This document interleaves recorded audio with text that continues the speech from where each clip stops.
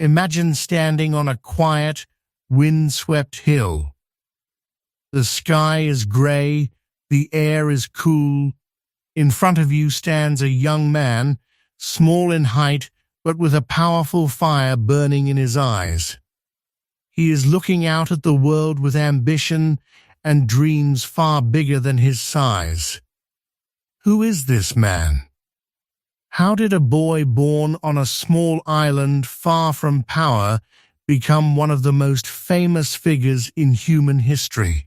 Today, we are going on an incredible journey through time. This is the remarkable story of Napoleon Bonaparte. In the year 1769, on a small Mediterranean island called Corsica, a baby boy was born. His name was Napoleon Bonaparte. Corsica was a rugged, proud island, not rich or powerful, but full of strong character. Napoleon grew up in a large family that was not wealthy. His father was a lawyer, and his mother, Laetitia, was a tough and disciplined woman who taught her children the value of hard work and determination. Napoleon was the second of 8 children. While life at home was often busy and challenging, young Napoleon stood out. He was serious, quiet, and incredibly focused. From an early age, he loved reading books about famous leaders, wars, and great empires. His mind was always active, always dreaming of something greater. When he was just 9 years old, his father made a life-changing decision. He sent Napoleon to mainland France to attend a military school. For a boy from a small island, arriving in France was like entering a whole new world. He spoke French with a strong Corsican accent, and the other students often made fun of him.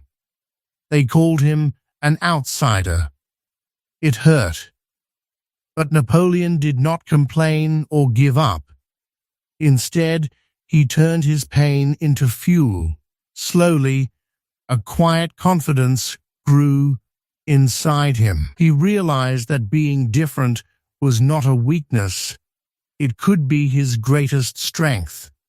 At the age of 16, he graduated from military school in Paris and began his career as a soldier, just as France was about to explode with change. In 1789, the French Revolution began. The people were tired of hunger, poverty, and unfair rule by the king and nobles. Chaos spread across the country. In this time of danger and opportunity, Napoleon stood out. He was brave, intelligent, and made fast, smart decisions. He inspired the soldiers who fought with him. By the age of 24, he had already become a general. The boy who had once been laughed at in school was now one of the most promising military leaders in France. Napoleon continued winning battle after battle in Italy, Egypt, and beyond. The French people saw him as a hero. In 1799, he seized power in a bold move. Then, in 1804, in a grand ceremony at Notre Dame Cathedral in Paris, Napoleon did something extraordinary. He placed the crown on his own head and declared himself Emperor of France.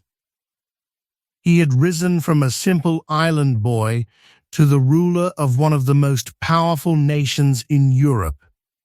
His empire grew rapidly, and he brought many reforms in law, education, and government that still influence the world today. But Napoleon's hunger for power had no limits.